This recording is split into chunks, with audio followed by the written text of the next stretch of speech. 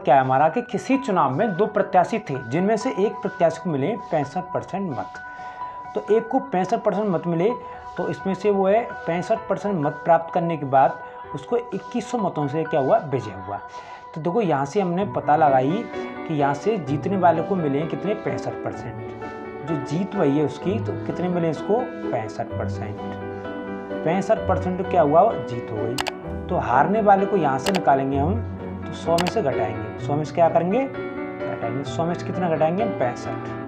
तो कितना आएगा, यहाँ से आएगा 35%। कितना आएगा, 35% क्या हुआ, ये हारने वाले को।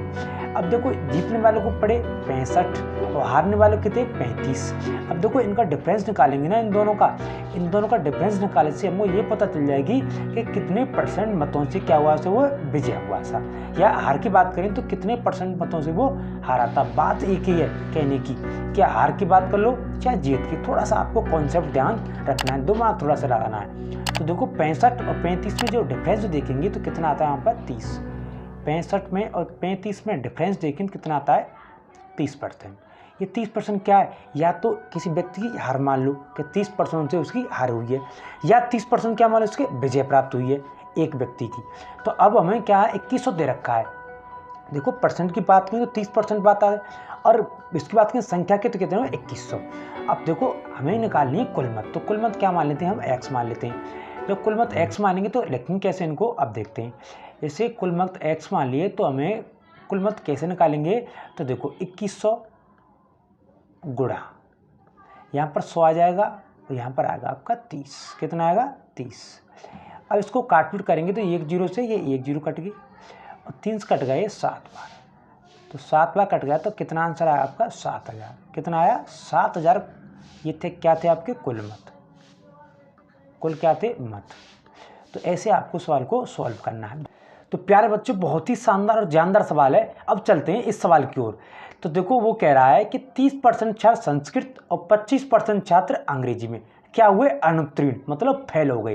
यदि दोनों विषय में कुल मिलाकर 10% छात्र क्या हुए, फेल हुए हैं, फेल मतलब अनुत्तीर्ण हुए हैं, तो दोनों विषय में कुल कितने % छात्र क्या हुए, अनुत्तीर्ण हुए। सवाल बहुत साधारण है, कैसे करना है अब देखते हैं यहाँ से।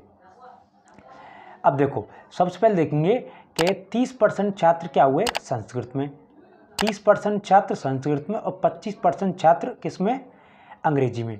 दोनों विषय में कुल मिलाकर कितने हुए थे, 55। कितने हुए थे, 55। ये कैसे, अनुत्तीर्ण। ये कैसे आपके अनुत्तीर्ण है, अनुत्तीर्ण। तो देखो 10% भी दे रखा है अनुत्तीर्ण। ये 10% क्या है, ये इन्हीं में से 10%, किन में से, इस 30 में से और 25 में से, अलग से नहीं है, इनमें से उसने छांट के दे दिया है। तो दे दिया मतलब ये है कि 30 में भी आ रहा है वो और 25 में आ रहा है।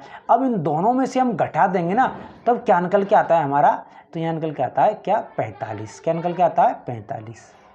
ये क्या हुआ हमारा, 45 क्या हुआ है, ये आ गया छात्र, जो कुल छात्र हैं जो अनुत्तीर्ण हुए थे। हमने ऐसा क्यों निकाला, अब देखो ध्यान से दोबारा फिर समझते हैं। क्योंकि 30% का मतलब क्या हुआ, जो छात्र फेल हुए ना, उसमें जो 10 दे रखा है ये 30 में ही शामिल हैं।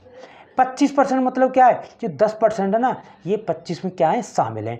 तब दोनों को हम जोड़ेंगे तो कितना हुआ, 55, और इनको घटाएंगे तो क्या निकल के आता है, 10 में से तो कितना आता है, 45। ये क्या 45 आपका, जो अनुत्तीर्ण हुए ना, वो अनुत्तीर्णों की क्या हुआ, संख्या है कि इतने % छात्र अनुत्तीर्ण हुए। अगर यही सवाल में या इसी सवाल में आपको पूछ ले कि कितने % छात्र उत्तीर्ण हुए, तो क्या करना है आपको, 100 में से और क्या घटाना आपको, 45।